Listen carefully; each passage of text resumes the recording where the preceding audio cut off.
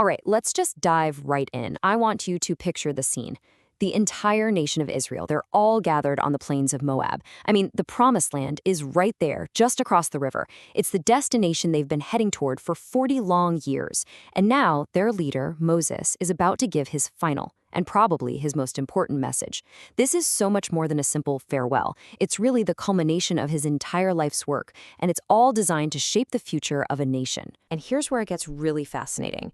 Moses' final act wasn't a speech. It wasn't another set of laws. It was a song. The instruction from God was super specific. Write this song.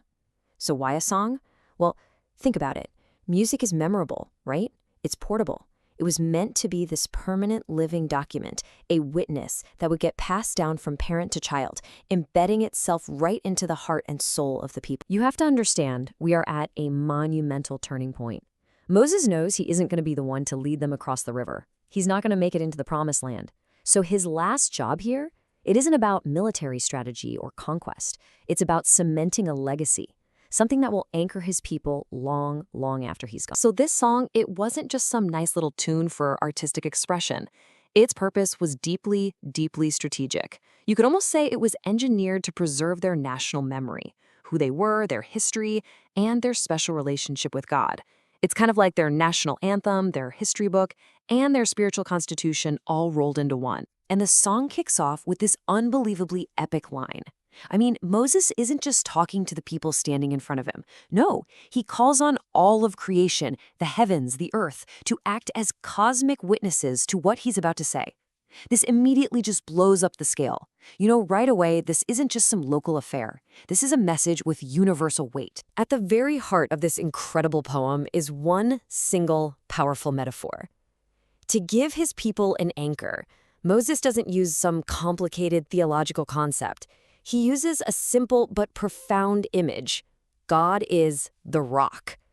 This idea of a stable, unchanging, perfect foundation, that's the central pillar holding up his entire message. And Moses defines this rock right out of the gate.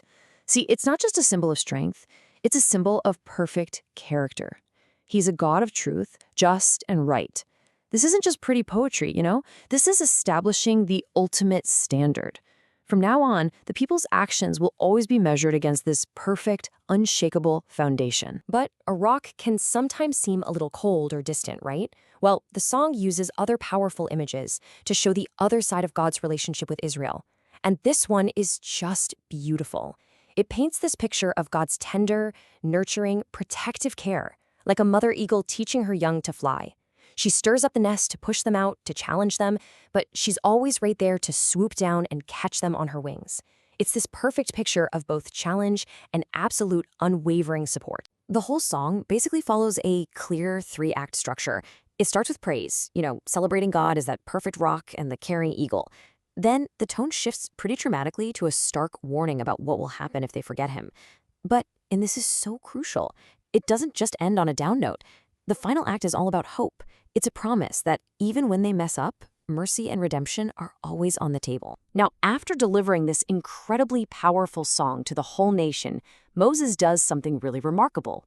He shifts his focus completely. See, his farewell has two distinct parts. He moves from the song, which was for everybody, to the blessings, which are like these personal prophetic roadmaps for each individual tribe. It's like the camera lens zooms in from this wide shot of the nation right down to the family level. And we're not talking about some generic, hey, good luck out there kind of thing. No, these are very specific, prophetic declarations for all 12 tribes.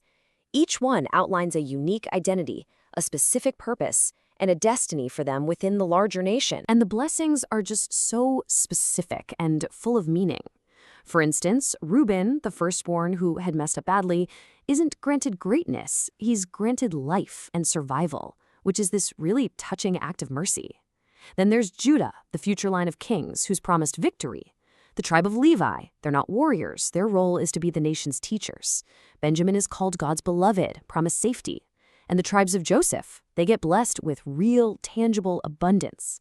Each blessing basically carves out a specific job description for the journey ahead. So what's the legacy here? What's the big picture? Well, the song and the blessings, they aren't two separate messages. They're really two sides of the same coin. One gives the people their collective identity, the we, while the other gives them their individual purpose, the me. And together, they make up Moses' final, powerful act as Israel's shepherd. And this is the triumphant finale. After the song, after the individual blessings, Moses ends with this powerful shout-out over the whole nation. Happy are you, O Israel.